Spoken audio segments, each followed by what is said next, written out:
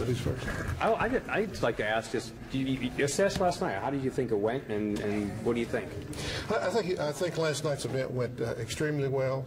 We had people that took to the streets, took to the forums to express their thoughts, their ideas, and they were extremely well behaved. We had no incidents of any vandalism, of any violence of any type.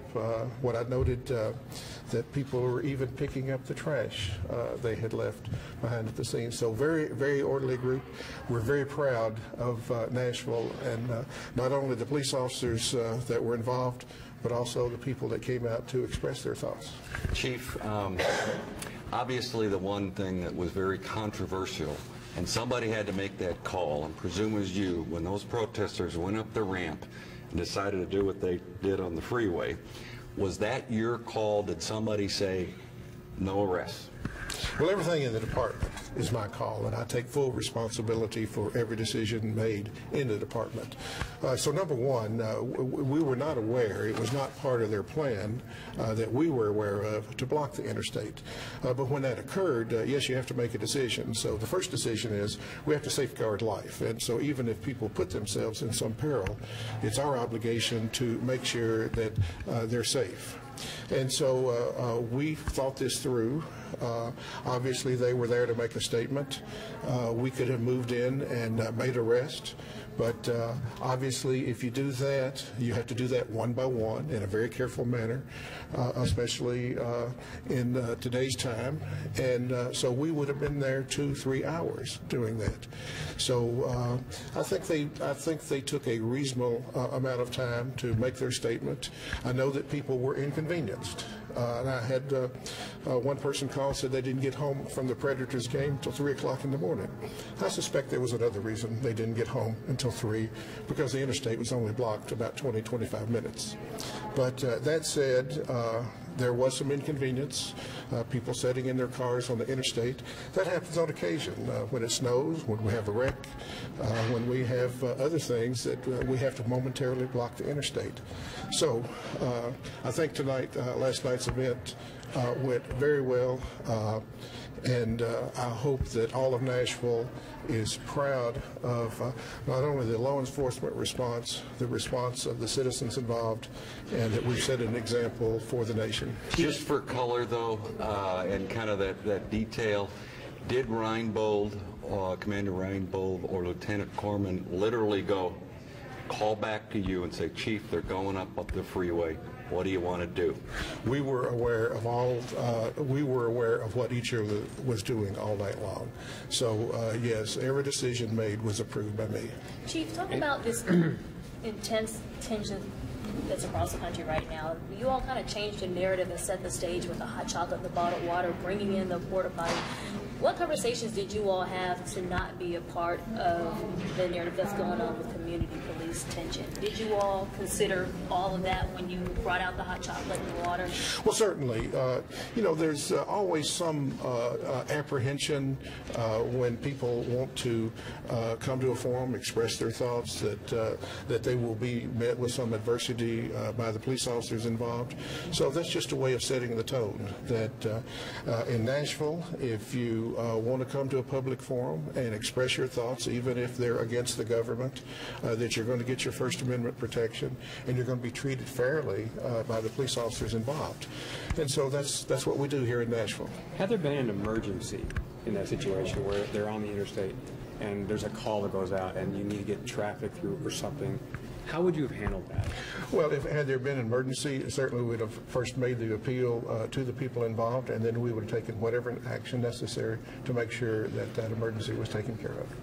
What was the planning process like yesterday? We were looking at this event. You didn't really know what it was going to be like. What did you guys do? Were there special meetings? What kinds of discussions took place? Well, Adam, what you're asking me to tell you is what our secret plans are. And we plan for all sorts of contingencies. Most of those are not made public, but in every event, they're predicting a little snow tonight. We're already planning for that. So yes, we sit down and we work through things, and we come to understanding about what each other is going to do for whatever the contingency may be and however it may unfold. Commander Reinbold and Lieutenant Corman, they were in contact with the leaders of the demonstration, correct? We make it a point, and as far in advance as possible, to talk with what we can identify as the leadership, establish ground rules, find out as much as we can about what they want, so that we can try to assist them in getting what they want within reasonable bounds. Can you touch on the guests that you guys had today and what they said to you guys in their meeting today? Well, we had a group of ministers show up this morning, bright and early, just to tell us how proud they were of what went on last night, of how the police department handled it.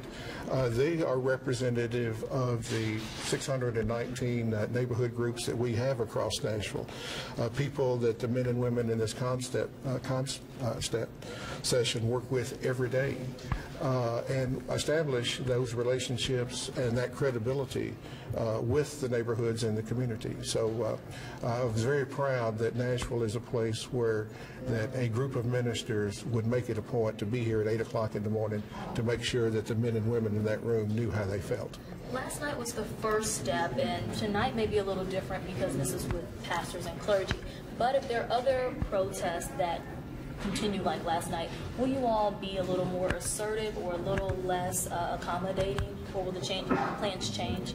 Well, again, we look at every situation and we evaluate it to the best of our ability and have the most appropriate response possible.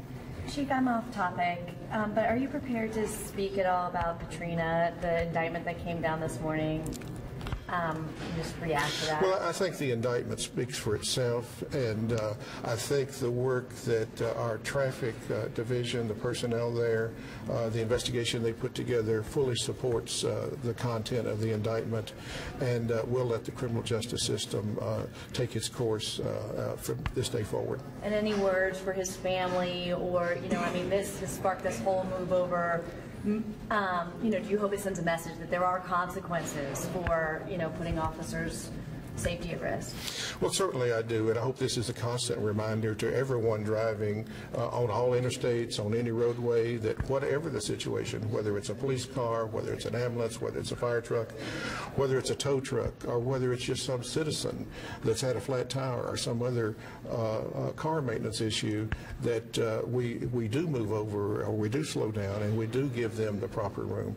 That we all have a responsibility, once we take to the roadways, to make sure that we conduct ourselves in as safe a manner as possible.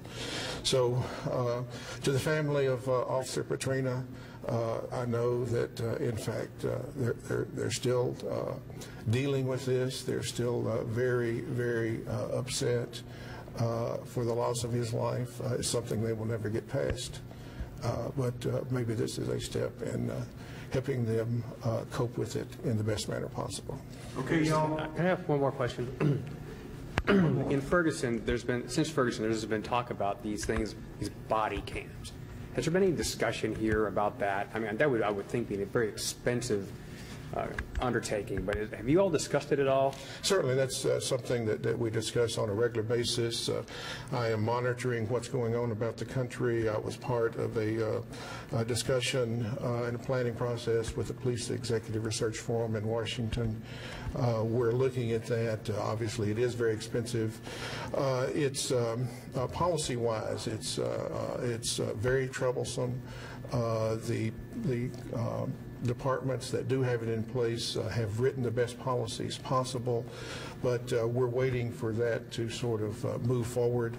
The expensive process is the support for it, not the cameras themselves, but the cataloging, the filming, making all the film available for media request, deciding when you actually turn the cameras on and when you turn them on. Those are the types of things that we're looking at and following on a daily basis, and we'll make a determination for Nashville at some point in the future. Thank you so much.